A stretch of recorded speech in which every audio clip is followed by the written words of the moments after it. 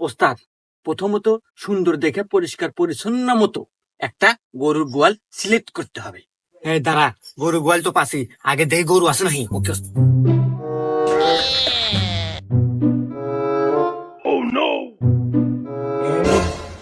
গরু আছে, গোয়াল ঘর তো পেলে আমি।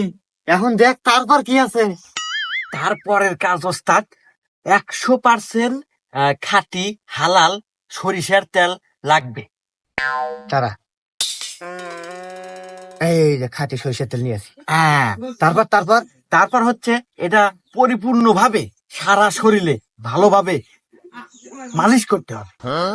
আচ্ছা, মালিশ করবানে। তারপর তারপর তারপর হচ্ছে খুবই সতর্কতার সহিত সেই গোয়ালে প্রবেশ করতে হবে।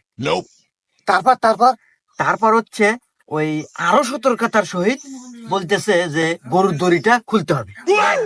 খুললাম। তারপর তারপর